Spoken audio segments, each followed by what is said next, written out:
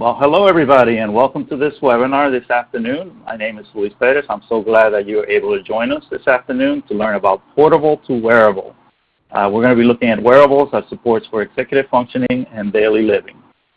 Before we get going here, I want to make sure that you have access to a handout I have created for you.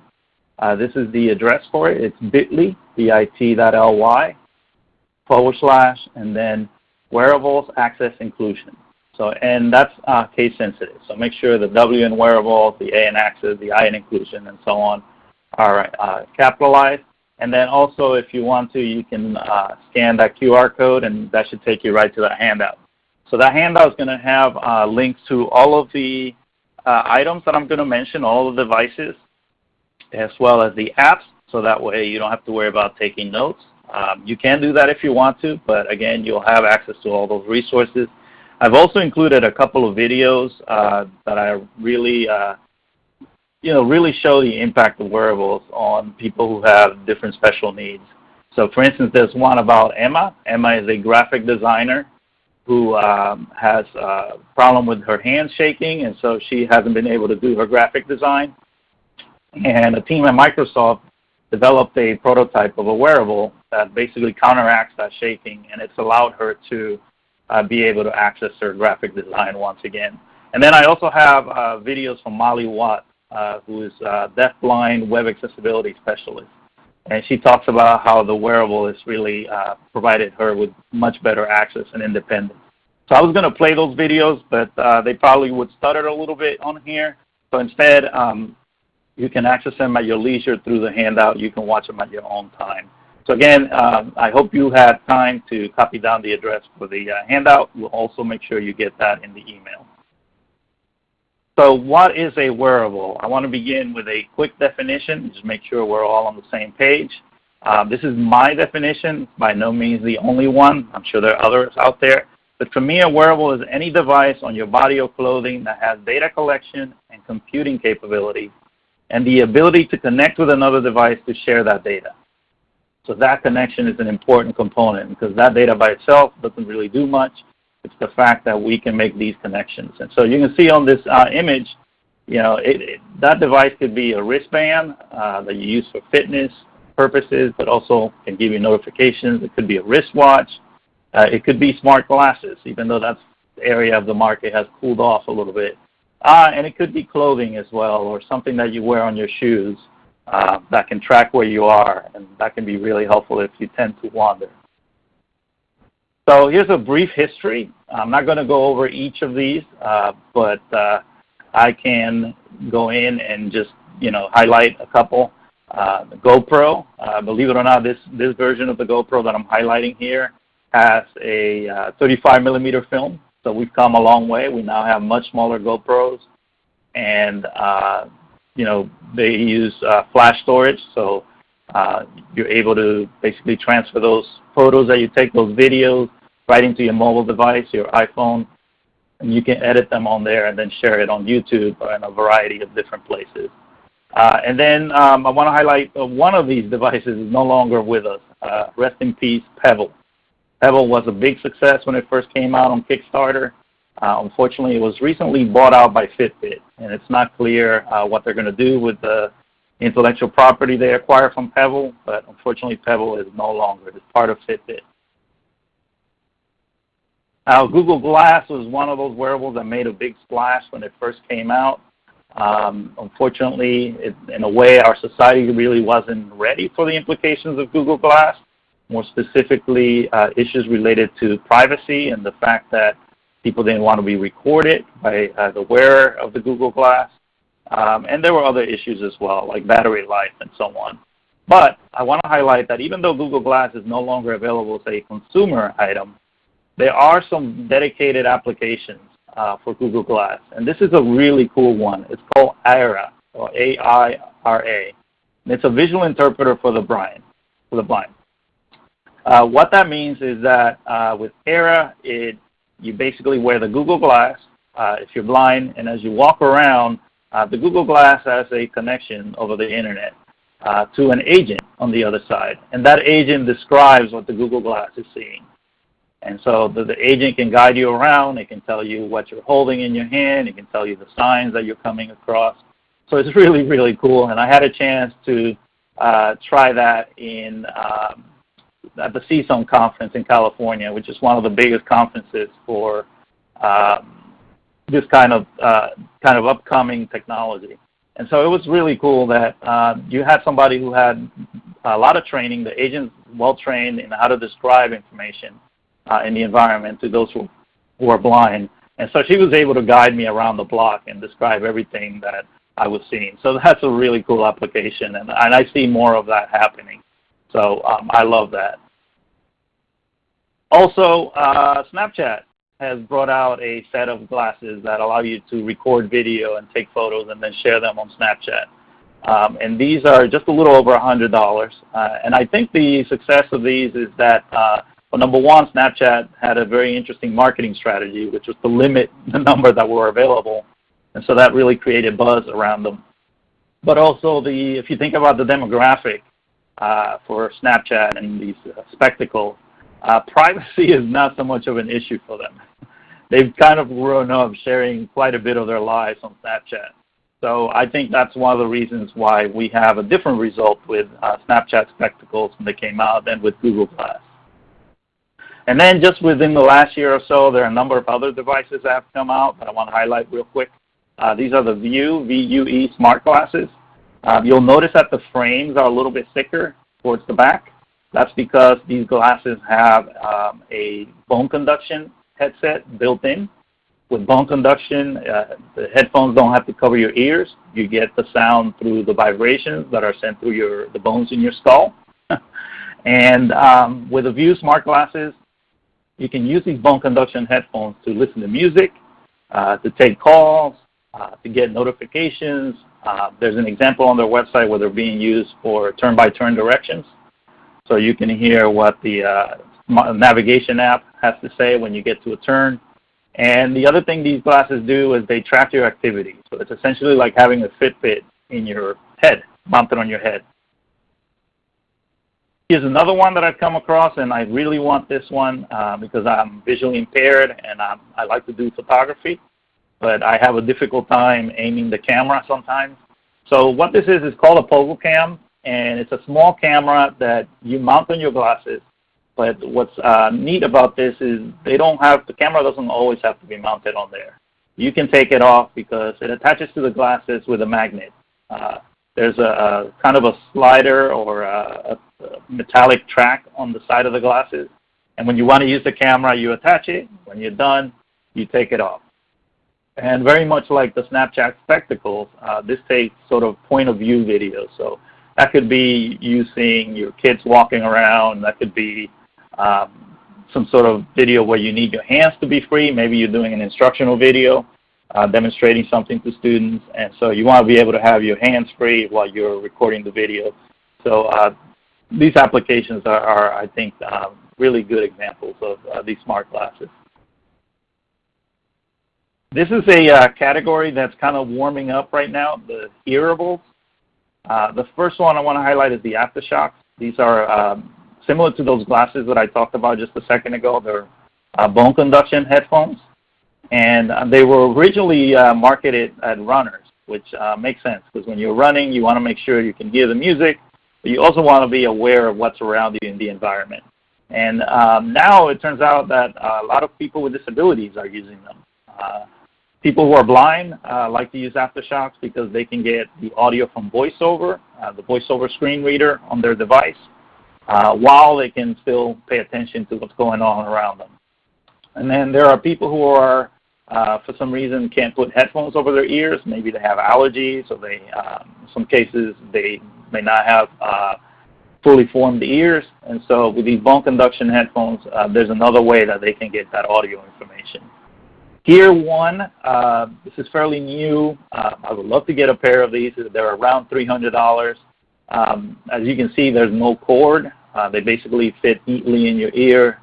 And then they do a lot of cleanup of the audio that's coming in through these headphones. So they can do some noise reduction, and you can also adjust them to different environments. And then finally, in the hearable category, want to highlight made for iPhone hearing aids.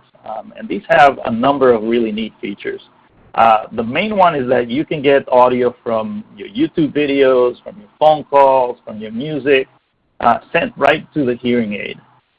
The other is that they're really easy to program, and you can even just program them right from your iPhone.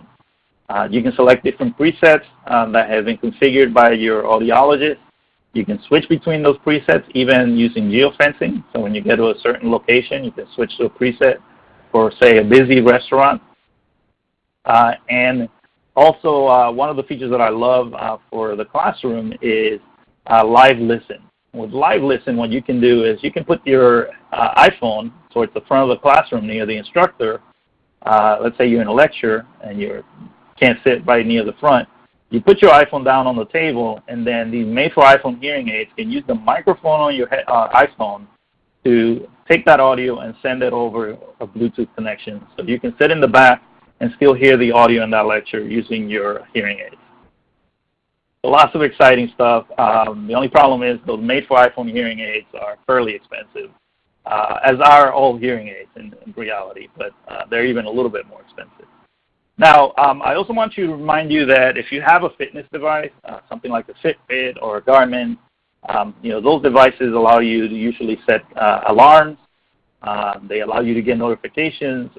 So if you're just using them for fitness, make sure you go into your settings and make sure you look at those options for notifications and alarms. Because if you struggle with executive functioning, which we'll talk about in just a second, that's another benefit that you can get from having these wearables on you at all times. They can remind you of upcoming appointments. They can remind you of when important messages come in and so on. I personally use a Garmin.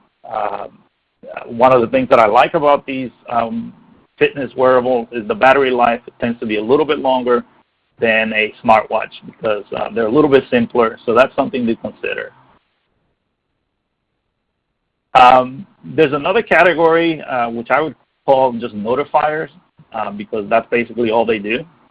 And so if you do need these notifications to stay on track with your busy life, these are some of the ones that I've looked at. I actually own the Martian notifier, and basically that one uses haptic. You're going to hear me say the word haptic quite a bit, just a fancy word for vibration. So with a Martian notifier, you can set up different vibration patterns depending on the type of notification. So you can set up, for calendar events, you can set up different types of notifications. And so you do those through the iPhone or Android app. You can say, I want a tap followed by a long buzz, then another long buzz, and then a tap. And so you can combine those vibration patterns. So you know when the phone vibrates in a certain way, who's calling or what kind of alert you're getting. The Martian notifier does have a small screen towards the bottom, but that screen is really there just for notifications. And what I like about it, first of all, the price, it's only around $40. You can get it even cheaper on Amazon. And there are different versions of it. There are more expensive versions that look more sort of, I guess I would say, professional or more stylish. And a new update to the Martian line is the ability to use Alexa.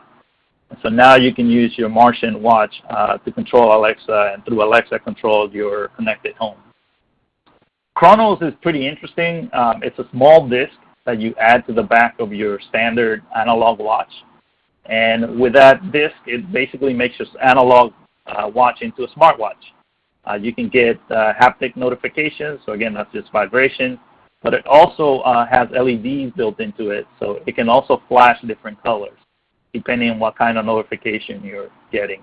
And it's under $100. They usually have a sale going on, so it's either $99 or $79. You can also control your music, so you can tap your standard watch and play and pause your music, or you can take photos as well with that.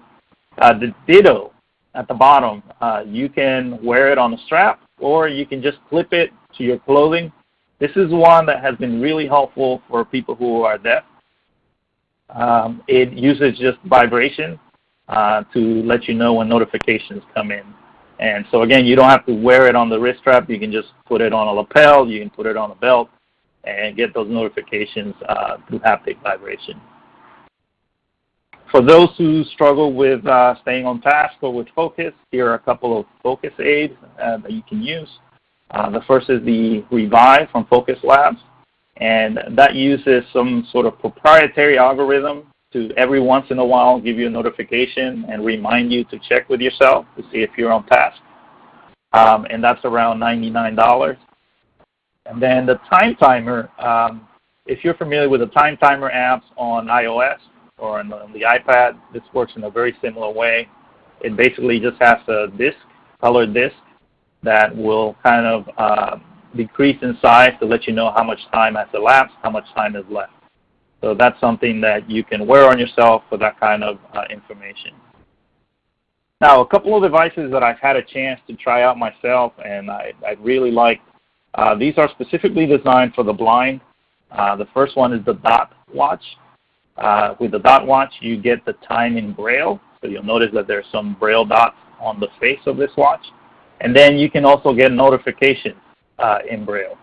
So a great, you can see the kind of the way that this is developing into a market, not just for people that just want the convenience of a wearable, but also people who actually need it to access information in a convenient way.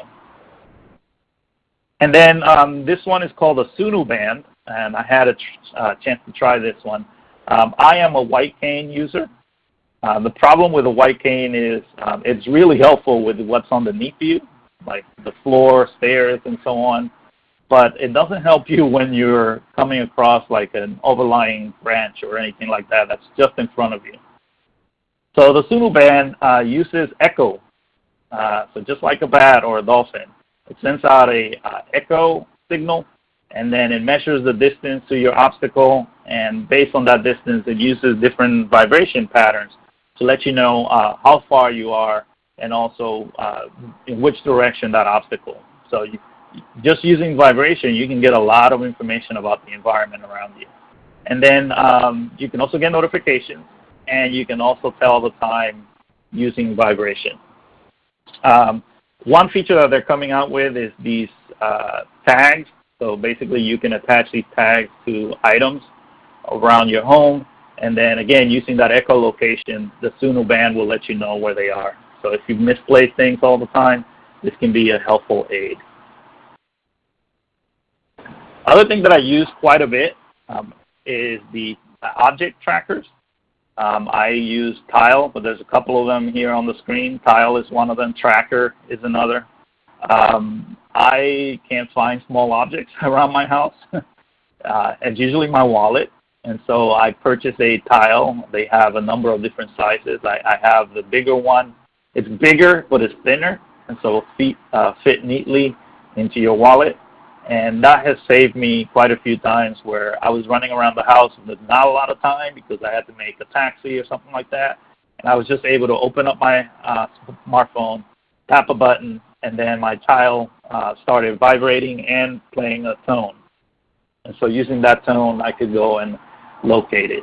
Same thing would work with the tracker. So again, these are just things to help you find things that you might misplace. Didn't forget the little ones. These are a couple of devices for kids. I really like the idea of the Tiny Tail. It basically just has a limited number of contacts. So that could be, say, mom, dad, an uncle, an aunt, some sort of other caregiver. And so it can only call those people because it has a data plan attached to it. And then the other thing that it does is it provides GPS tracking. So if you have a kid that tends to wander, maybe you are going to an amusement park or something like that, you want to make sure you can track them, then you can put one of these on them. And they're very durable. It's made out of plastic, and you can get them in a number of different colors that are appealing to kids. The Kitty Zoom, it basically has a camera. It's not the best camera, but it does have a camera so that kids can record using photos and video. It has a number of learning activities built into it. Some of them use the accelerometer built into the watch. So they're kind of challenges to get kids active. And there's a few games built into it as well. So these are just devices that are designed, in their look and feel to appeal to kids. I think the tiny tail is the more useful one there. And keeping in line with that, it's not just kids sometimes that we have to track of. Sometimes it's adults who tend to wander. And so these are the smart soles.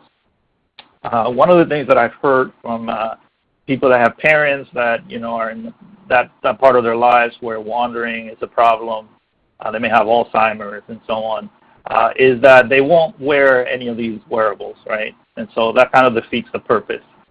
With the smart sole, you can just put it into their shoes and they won't even know they're there. And so then you can track them using a data connection, using the GPS that's built into the soles. So that's kind of just to give you an overview or an idea of like the extent of the market. And so it ranges from fitness devices that are pretty common, like the Fitbit, the Garmin's, and so on, all the way to things like the tiny tail for kids that are more specific, or the dot watch, the Suno band that have a more specific market in mind. And so it's a market that right now is kind of in flux. There are players coming in, there are players going out, so it's something to be aware of. I want to pause here and see if there are any questions. I see that John had a difficult time with the handout. Hopefully it looks like that problem was solved. If you have any other questions, go ahead and kind of put them into the chat, and I'll be happy to answer those for you.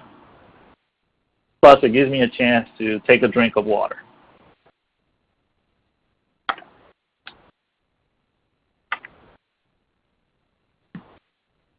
All right. Well, it doesn't look like I have any takers for questions, so I'm just going to keep going. So the next category that I want to look at is the smartwatch category. First, let me give you an overview of the market right now. There's three main players when it comes to smartwatches in terms of the operating systems. There's obviously watchOS, and so that's Apple's smartwatch platform. There's Android Wear, and there are lots of different manufacturers for Android Wear. Android Wear just refers to the operating system that runs on the watch.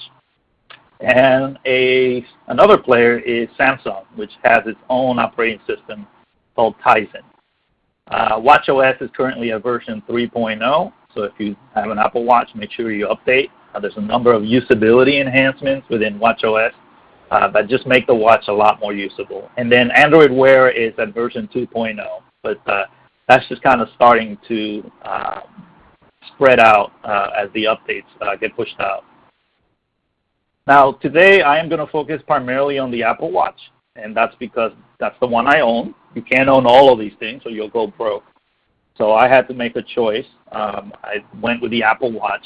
Part of that is that I'm part of the Apple ecosystem. So I have a MacBook Air, I have an iPad, I have an iPhone, and so that just made sense for me.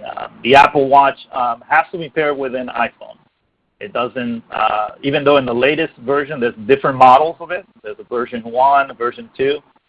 The latest version does have some GPS capabilities built into it, so you can do some things independently of the iPhone. You can leave the iPhone in your bag or in your car. But those kind of standalone features are really aimed at fitness. So that's a situation where you may not want to always have your iPhone with you. Most of the time, though, the Apple Watch has to be paired with the iPhone, and they work in tandem. So there's a few reasons why I like the Apple Watch. It is the most accessible wearable out there. It works well for people who are blind because it has a built-in screen reader. It has screen magnification for those who are blind, who have low vision, I should say. So it has a lot of accessibility going for it. It also, again, has a very robust app ecosystem, since basically Apple Watch apps are iPhone apps. They're iPhone apps that have an additional component put in by the developer, so that it has like an extension that then extends the capabilities of that app into the Apple Watch. But there are some challenges, some things that I'm not so happy about with the Apple Watch. One is battery life. It's very rare that I can get through more than a day with the Apple Watch before I have to charge it. And unfortunately, Apple went with a proprietary charger. And it's a big, heavy disc. And so, you know, especially when you travel, and if you forget that charger, then you're kind of out of luck because you have to find somebody with another Apple Watch that you can sort of get a charge from. I wish it were just a USB, micro USB, or something that is more common, because then if you forget it, you could just go to your local pharmacy or supermarket and pick up that cable. But the charger and the battery aside, you know, there is a feeling among some people that this device just does too much, or maybe it promised too much when it first came out. And what I'm seeing myself is that I use it for certain things and then not so much for others. For me, it's a big, notifications is a big area. That's where I use it quite a bit. And then the next feature, which is to me is, if there is a killer feature for the Apple Watch, is the haptics. So on your Apple Watch, you can go to Settings, then General, then Sound and Haptics. And so again, haptics is just that vibration, different vibration patterns. And in there, you can adjust the strength of the haptic vibration, or you can also enable prominent haptics. So if it's too light, the taps that you're getting on your wrist are too light and you are missing notifications, you can always go into this setting and enable the prominent haptics. So where do I use the haptic vibration? Of course, with Apple Maps. And there's a really neat feature there where as you're navigating with your Apple Watch, it can actually vibrate in different ways to let you know that you need to turn right or you need to turn left. And so basically when I launch, I'm just going to use screenshots here. When I launch the Maps app, there's a number of ways I can search for different locations. I can use dictation. I can, any favorites that I've marked as favorites on my Maps app on the iPhone, they'll show up here. Or I can look at some recents that I've searched for before. So obviously Starbucks is one of my favorite places to go. And so you can see there I did a search. I found Starbucks. It listed that, or showed me that there were several ones around here, 15 of them in fact. I could then choose one of those locations, look at the hours and other details. And then I could choose how am I going to get there. For me, most of the time it's going to be walking because I can't drive.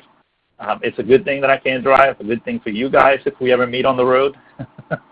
So I will choose walking, and then as I start heading towards my local Starbucks, I can see on the Apple Watch, you know, what's coming up. But also if I don't want to, or if I can't because of the lighting or anything like that, I can just get that vibration pattern. It lets me know it's time to turn right, it's time to turn left, and so on. And that will work in the car as well. So if I'm helping with navigation, you know, I can alert the driver when it's time to turn right, turn left.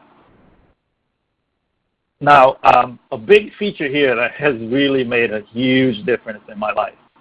When you're visually impaired, one of the first things to go is the ability to drive. And that has a tremendous impact on your independence, and it really changes a lot of things for you. And for me, I struggled for years with taxis, which, as you know, I'm not that dependable. They're not that clean. It was just a bad experience all around. And so a big change in my life was when Lyft and Uber came into the iOS and Android platform and so on. And so I use these services constantly. I would not be able to do any of what I can do, any of my job, without these services. I rely on them almost daily. And so both Lyft and Uber have Apple Watch apps. And you can glance at your Apple Watch, and you can see when the car is going to arrive. You can see who the driver is. You can see what their rating is. And here you can see I got lucky. I got 5.0 drivers. And then you can also, in the case of the Uber one, you can glance and see where the driver is on the map. So those apps have been just essential to me in my life. Now, I know there's issues with, for instance, with Uber, with discrimination against guide dog users and so on. They're working out some of those issues. I just saw this morning that there is an agreement with the National Federation of the Blind to kind of do some training for the drivers. But those issues aside, it's been a big game changer for me. I wouldn't be able to do what I do as a consultant who travels around without Uber and Lyft. So I'm really grateful for those features. Apple Pay, that's another feature that's built into Apple Watch. Any location that has an Apple Pay terminal, you can just walk up to it and just by kind of touching your Apple Watch to the terminal, you can pay, and you can pay in a secure way. What happens with Apple Watch is there is no credit card information exchange. Apple Pay creates a one-time sort of transaction token, and that's all the vendor gets. And so this is a great way to pay safely, but also if you're legally blind like me, you know, I might be taking out my credit card from my wallet and drop it, and then I may have a difficult time finding it on the floor. Or it could be that I have a motor difficulty where handling, taking a wallet out of a purse and then looking for that credit card and taking it out. That could take some time, that could take some effort. But with something like Apple Pay, which works on the iPhone but also works on the Apple Watch, I can just tap the device to that terminal and then a payment takes place. And with a recent update, you can even use Apple Pay on the web as well. So it kind of makes payments on the web a little bit safer. So Apple Pay, another great feature along with the navigation and the haptic vibrations. So I'm going to give you just a quick overview of some of the major accessibility features. Again, this is one of the reasons why I chose the Apple Watch. On the watch itself, there are a few things you can set up. The first one is the voice-over screen reader.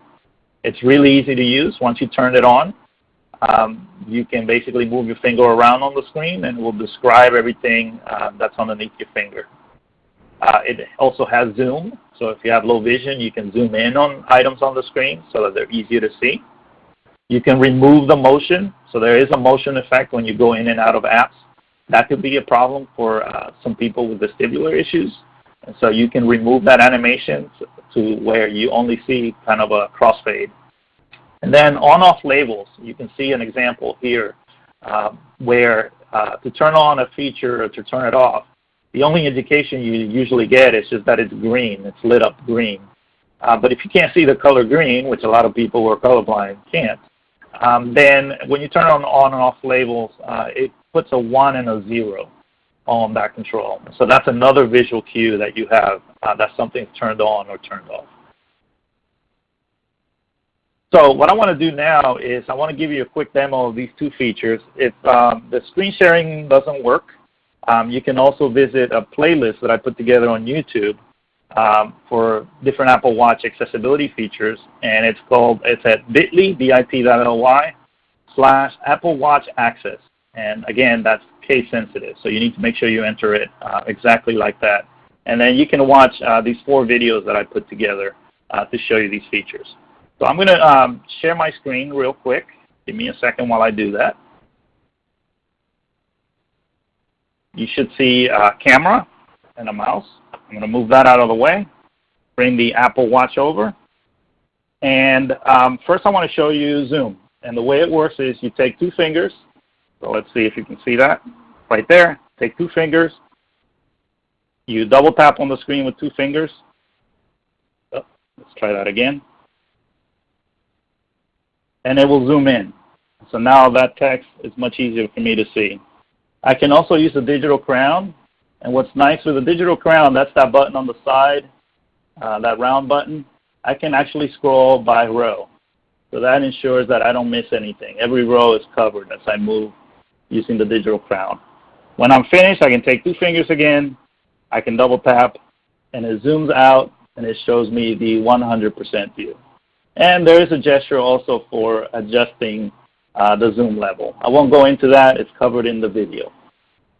The next thing is voiceover, and I've set up the accessibility shortcut. So just like the iPhone, Apple Watch has an accessibility shortcut. And basically, I will triple click the digital crown. That will enable voiceover. You may not be able to hear it because it's kind of far away from my headphones. But you will see that there is a rectangle around the time. And so that means that the time is the part of the screen that has focus. And that's what's being read out loud to me. Now, I can navigate around on the screen. And the nice thing is I can use gestures. I'm going to use a flicking gesture.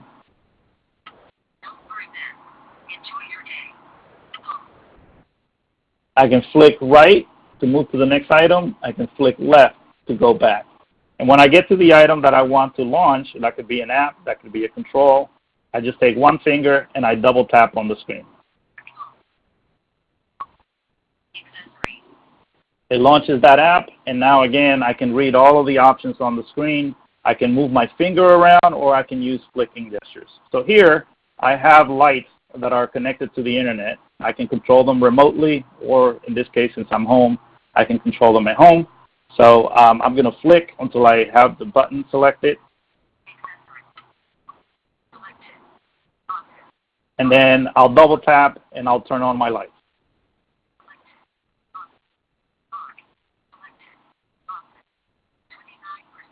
And it's telling me that the office lights are turned on and that the level is 29%. Now what's really cool, I can use a digital crown and I can move through the different items as well. So that's another way that I can navigate, is by using the digital crown. Whenever you come into something that is sort of a list, you can use the digital crown for navigation in addition to the flicking gestures. So let me go ahead and just turn off those lights real quick. And there it is. The office lights are off. So that's just a quick demo of those two accessibility features. Let me go back to the presentation. VoiceOver, again, it's a screen reader. It's for those that can't see what's on the display. And they use, basically it uses the speech that's built into the Apple Watch.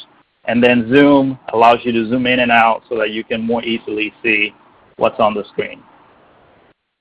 On the iPhone, so those settings that I just showed you are ones that you can control right on the Apple Watch itself. On the iPhone, there are other settings that you can enable by going into the My Watch app, then General, and then Accessibility. For example, you can remove all the color, so you just have a grayscale display. You can reduce any transparency. And then I've highlighted here on the iPhone is where you set up the accessibility shortcut. And you can set up the accessibility shortcut so that it controls either Zoom or VoiceOver. So depending on which feature you use the most, you can set up the digital crown to be an accessibility shortcut, in which case you just triple click the digital crown and it will toggle that accessibility feature on and off. All right, so let me pause there, see if there are any questions about the built-in accessibility features of Apple Watch, because next we're going to move into a few apps. So I'll pause there, I'll get a drink of water, and then we will resume.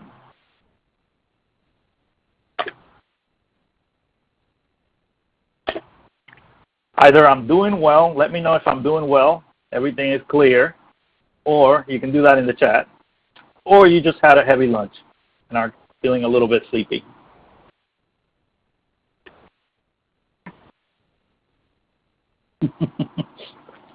Thanks, John. I appreciate that. It's always good to get some feedback from the other side. All right, so some apps. With these apps, remember, these are purchased on the iPhone because the Apple Watch is really an extension of the iPhone. So these are apps, when you search for them on the App Store, you will usually see has an Apple Watch component listed along with the rest of the app description. So not every iPhone app has an Apple Watch component. It's only a few of them where the developer has provided that functionality.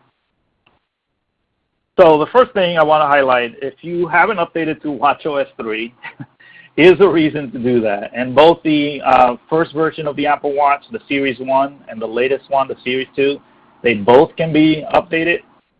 And it's a free update that you do through, again, the iPhone. So you go on the iPhone, go to the My Watch app, do the update, and then it will connect to your Apple Watch and do the update there as well. So one of the great features that they added in the watchOS 3 is the dock. Before, if I go back one screen, this is how your apps were presented, and this kind of, they kind of call it a honeycomb. And it's they're kind of small. Even though you can zoom in, it's still kind of difficult to select those small icons, and it's difficult to also locate it within that honeycomb, especially as you add a lot of them. So with the dock, it kind of solves a little bit of that problem. What happens is they've repurposed the side button, or the action button. That's the flat or rectangular button right below the digital crown. And so now when you click that button, it brings up the dock. And the dock is very similar to the dock on your iPhone or iPad. It's just a up to 10 apps that you use all the time or that you need to access more frequently than the rest. And so this is a great thing for those people who struggle to find apps on their Apple Watch. Just take those 10 apps that you use the most and just go one by one and launch the app, press the side button or the action button, and then you can say keep in dock. And you can keep up to 10 of those apps. It basically, the other thing that it does is those apps can refresh the data in the background, because that was a big complaint with the first versions of this OS. And so that means that when you launch any of those apps that are in the dock, they're going to spring to life almost instantly because they've been updating in the background. If an app is not in the dock, you will notice that there is kind of a delay, and that's because the Apple Watch has to communicate with the iPhone back and forth, and that connection can take some time. So for those things that you use quite frequently, make sure you put them in the dock. And you can organize things in the dock, and then it's really easy to remove an item in the dock. So let's say you're up to your 10 already, but there's an app that you've started using more. Well, you can go in and free up a slot just by sliding up with one finger and choosing remove. So the dock has really made the Apple Watch, I think, a little bit more usable, especially for me. So we're going to talk about executive functioning. Briefly, that's just planning, prioritizing, organizing. There's a number of other skills that are involved with executive functioning. I like to call it sort of your inner CEO. It's that part of the brain that keeps you on track, that allows you to plan and execute purposeful actions. It's heavily involved in self-regulation as well. So I want to focus quite a bit on these apps because I feel like that's an area where the Apple Watch can really help because it's always with you. If you're used to wearing a watch, then this is something that you're used to, in the morning. It's one of the first things you put on. At the end of the day, it's one of the last things you take off. So it's ideal to use the Apple Watch as a support for executive functioning. A quick tip is that I use Siri primarily with the next few apps. So I don't actually launch the app.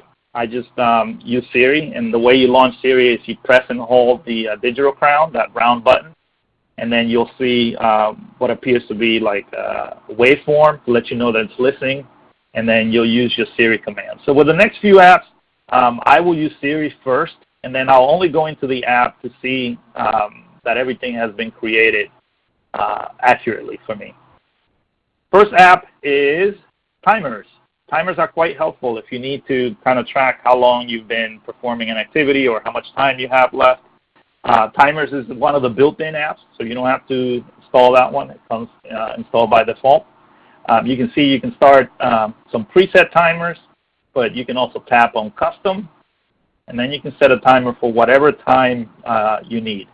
And the way you set the timer is you move through the minutes, the hours, and the seconds, and then you use the digital crown. So as you move the digital crown, it will change the value of each of these settings. And so there it is. I have set up a 22-minute timer for whatever reason. Not 20, not 15, 22. And then it will basically start counting down. And I can get a vibration when that timer is done, and then I'm ready to move on to the next activity. The alarms, I use those quite a bit as well. And just like timers, it works in a very similar way. You can use a digital crown to change the values. And just like timers, I usually will just use Siri. So for instance, if I want to set a 15-minute timer, I will press and hold down the digital crown, and I will say, set a 15-minute timer. And they will do that for me.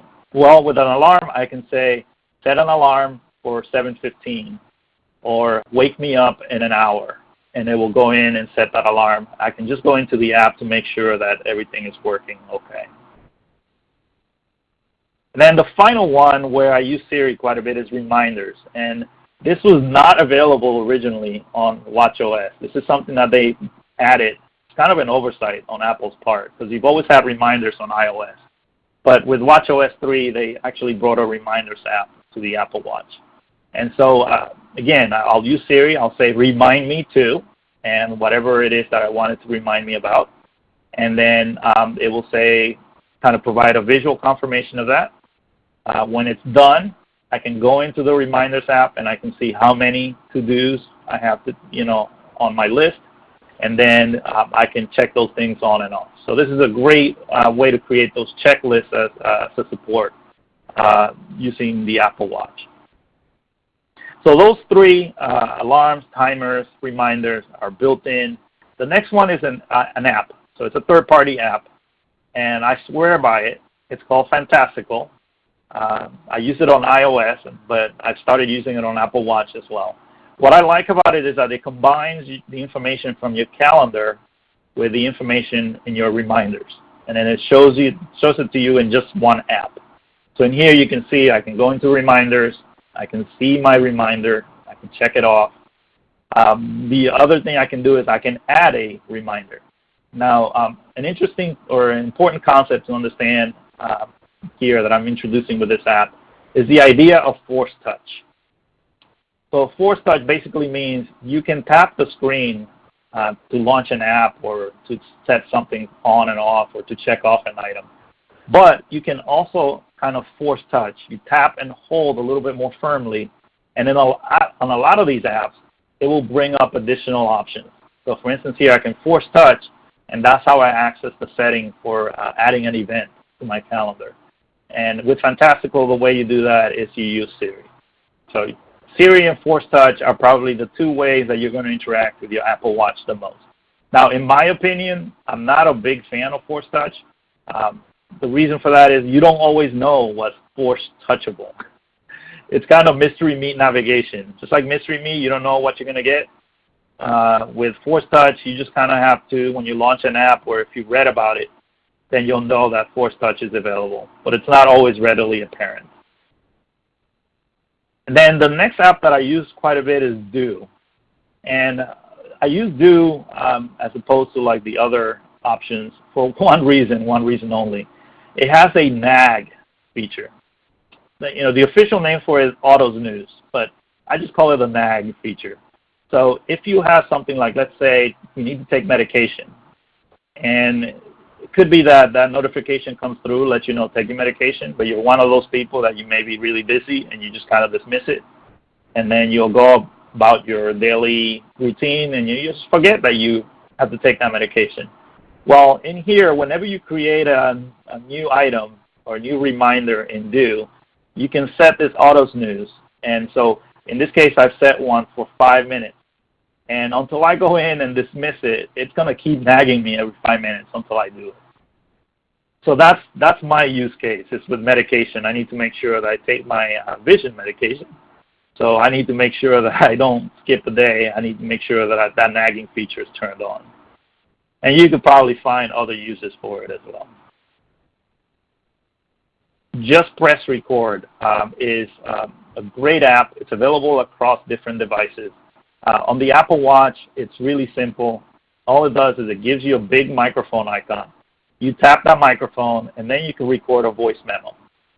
When you're finished, that voice memo is synchronized across iCloud so that it's available on all your other devices that have Just Press Record installed on them.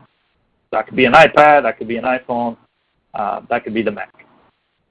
And so Just Press Record is helpful if you're one of those people that's always losing your notes, your information. You can come in here and create a voice memo. And also, you're getting that information in a different modality as well. It's not just visual, but it's also a recording. So voice memos, and then I'll mention a couple more that are useful for note-taking, for managing information. OneNote. Yes, Microsoft has a really nice iPhone app called OneNote.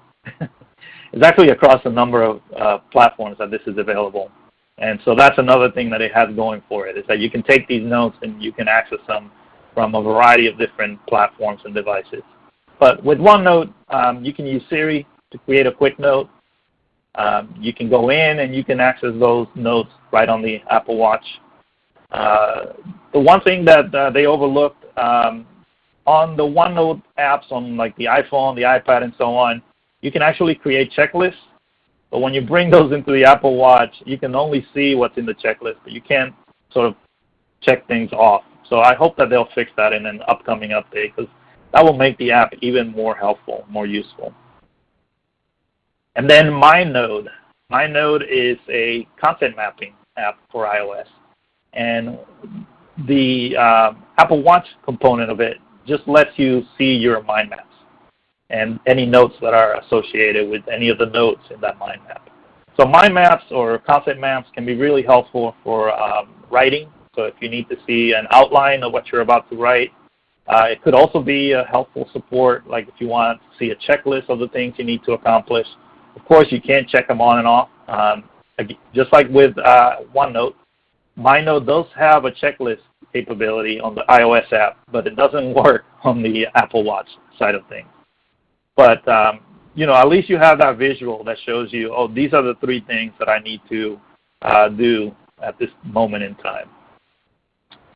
To round out those executive functioning apps, these are just a few other ones that I use. Again, all of these are listed on the handout with a link to the App Store. I will bring that handout back at the end. But Clear and Todoist, these are list-making apps. I use Clear for my packing list, just to make sure I don't forget anything. And then Timewinder allows you to create interval timers.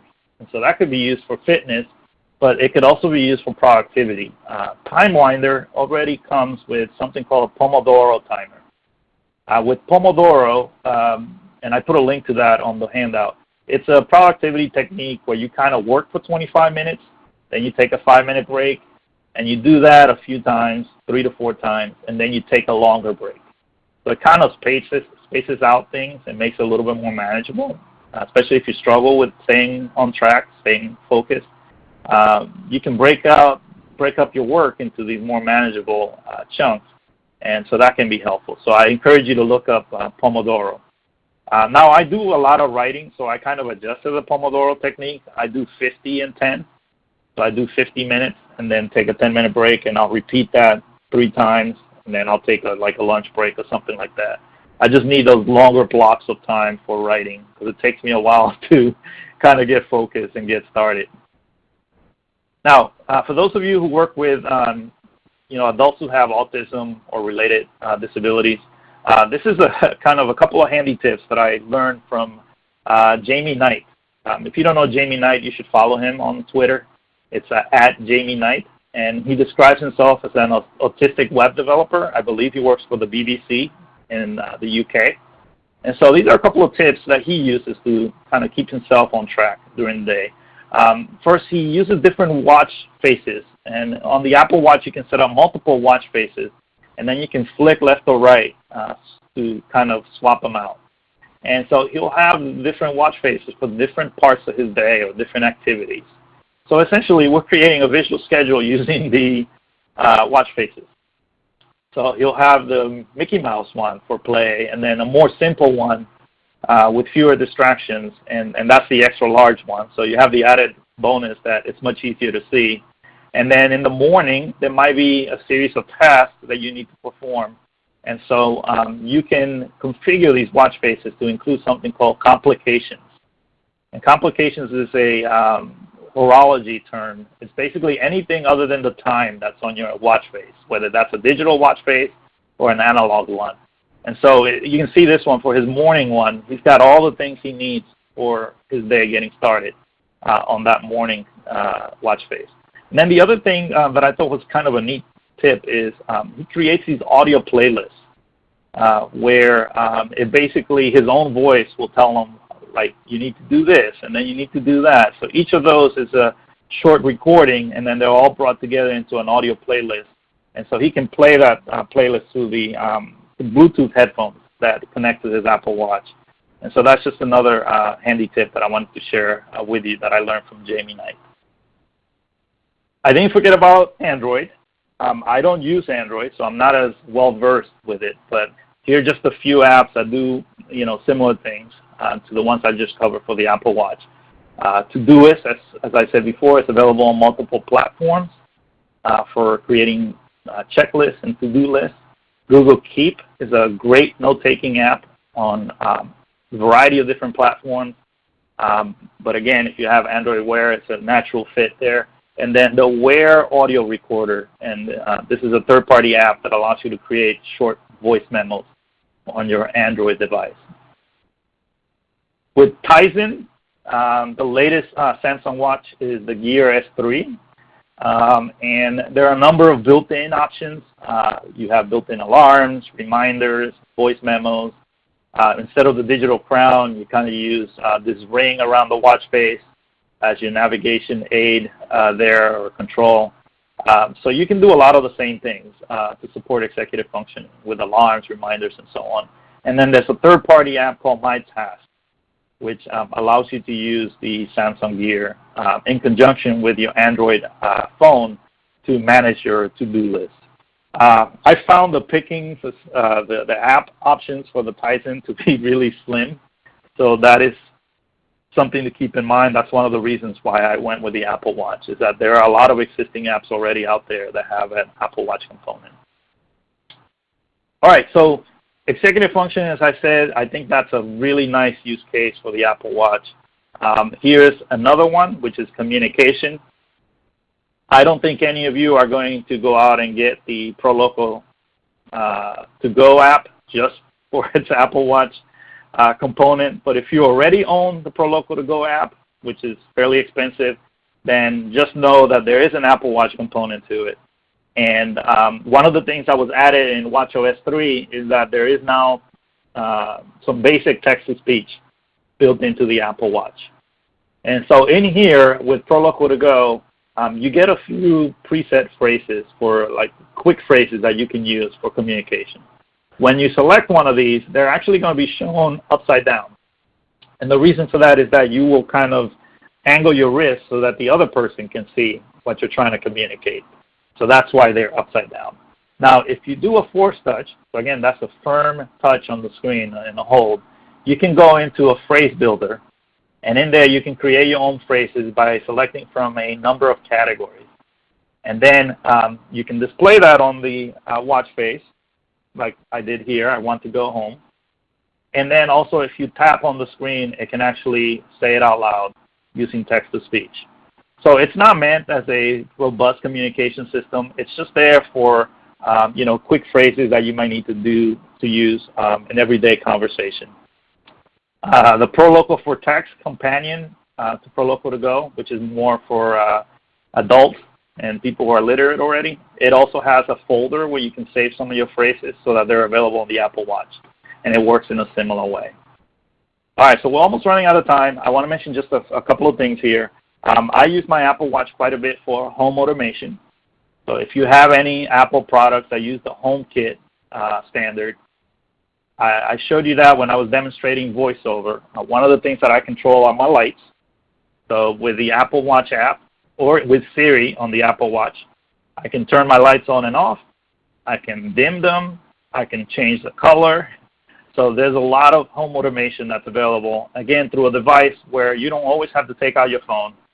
You can just glance at your Apple Watch, and you can control lights, locks, fans, all kinds of different things that are HomeKit compatible right from your wrist. Lastly, I want to share with you a couple of my favorite accessories that have made my Apple Watch a little bit more enjoyable. I prefer the nylon Apple band. It's much easier to put on and off. I kind of struggle with some of the other bands, and I assume that people with motor difficulties probably would too. But the woven nylon one, which comes in a variety of colors, it's very easy to take on and off, and it's very light and very durable. And then to solve my problem with the battery, I purchased this travel battery charger. I believe it was around $45. And it will charge the Apple Watch twice. And what's nice about it is that it uses a standard micro USB connector. So as long as I have this little lightweight charger, which is also a battery, so I can use it as a battery to top off my Apple Watch while I'm on the road.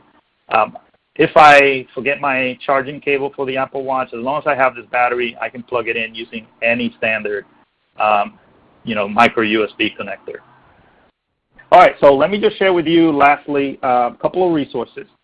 I've put together a list on Participate of all the Apple Watch apps. It's over at bit.ly/participate Apple Watch. And again, that's case sensitive, so make sure you type it in correctly. And the videos are there as well.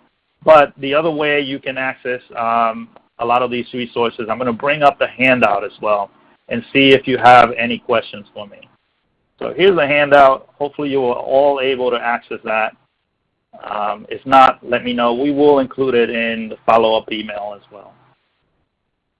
So any questions for me? Anything you want to know about the Apple Watch? Or how about this? How are some of you using the Apple Watch? Let me know in the comments. Yeah, John alerts us that the nylon band is a little bit shorter than the rubber band. Yeah, I like the rubber band. You know, it's a little bit more sweat-proof, but I just have a hard time getting it on and off, and I assume that people with motor difficulties would as well. Julie wants to know a GPS location app. I don't know. Anybody out there know GPS location app that you can share with somebody else? You know, the Maps app really is it's more to be meant more for personal use, right? So it's for you to find your way around in the environment. There are other devices, though, that you can use. Like in the case of kids, you can use that TinyTel device that I mentioned at the beginning. Or with an adult, you can use the Smart Soles. So, you know, if the Apple Watch doesn't do it, you can look at more dedicated wearables that do exactly what you want them to do. And in fact, that sometimes is better because then, since they're simpler and more limited in function, they will, you know, they will have usually better battery life, and they're going to be simpler to learn and so on. Same thing for you, Julie, with the one that notifies selected contacts. That's probably one where you're going to need, I haven't seen that yet. You're probably going to need a more dedicated wearable. There are a number of companies that create wearables that are specifically for that. No, one thing to know, though, is generally you'll have to buy a service to go along with those wearables. So that will be a data connection that you know, allows that GPS information to be collected and sent over the internet to somebody who's monitoring it. Timers, so Carrie uses timers a lot. Yeah, that's great for cooking. It's great, you know, to space out practice. It's just great for a number of different options. Anybody else want to share how you're using it or any challenges you found with it? For me, the biggest one is just battery life. I wish Apple would improve the battery life a little bit, but I'm sure that will improve over time as they continue to refine this wearable. All right, everybody. Well, let me bring up the last screen here with some information. I want to thank you all for joining us this afternoon. And, of course, I want to thank AbleNet for giving me the opportunity to speak with you and share some of what I've learned about the Apple Watch.